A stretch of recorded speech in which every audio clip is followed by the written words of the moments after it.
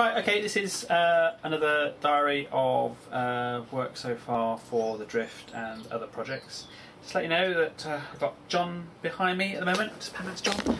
Hello. Oh, there's John. He's working on Doom Raiders Special Edition visual effects. Can't show you the screen because obviously that's very secret at the moment, because big secret thingy. Not really. So, okay, what's happened then since the last time I did a diary? Okay, well, things have moved a little bit slower now. Last time there was a lot of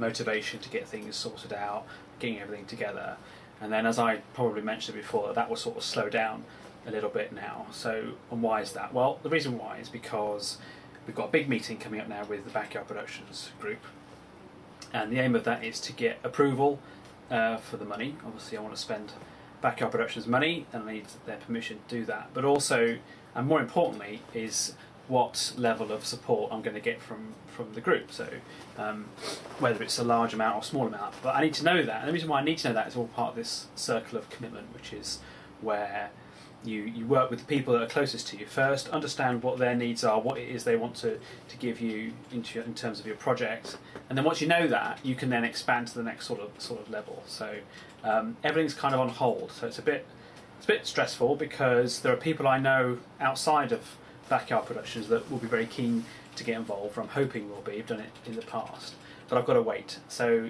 that's a bit of a problem.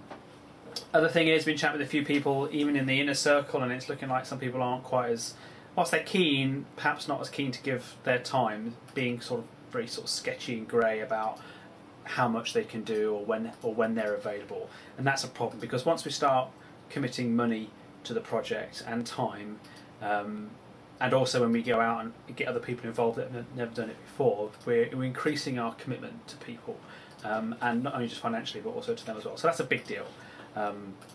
So waiting for that.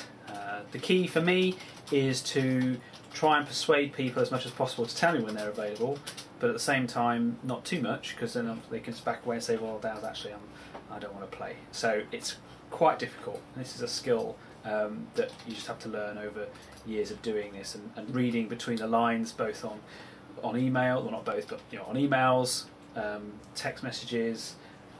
You've got to be able to see what they're trying to say. If they're going to send you an email or a text message, chances are it's not going to be good news. If they ring you, it generally is good news, because they want you to go, oh, thank you. So you can start to sort of see through a lack of response or the type of response where people are going and what they're going to give to you. So that's something that I'm sort of waiting on at the moment. What else? Bought some books, script writing for dummies and that kind of stuff. How to write a movie in 21 days. Yeah, it's difficult.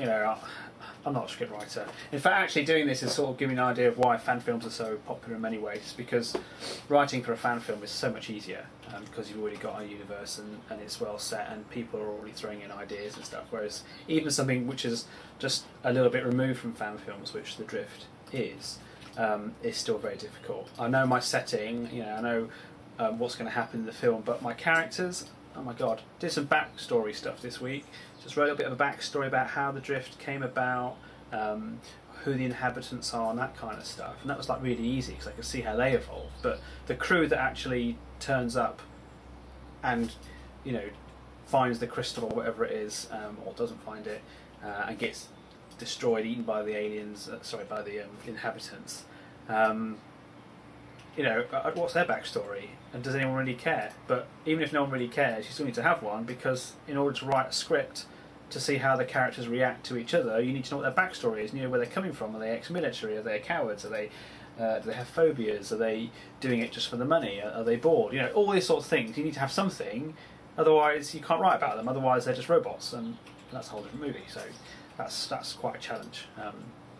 And that's something else as well about in terms of this circle of commitment. I need to get people to start throwing ideas in. And again, I know some script writers, I know some storytellers who do want to get involved in that, but I've still got to wait until next week, until everyone at Backyard Productions has said yes or no, what they would do, what they don't want to do, and go from there. So there we go. That's it. I'll do another one of these when there's some more developments.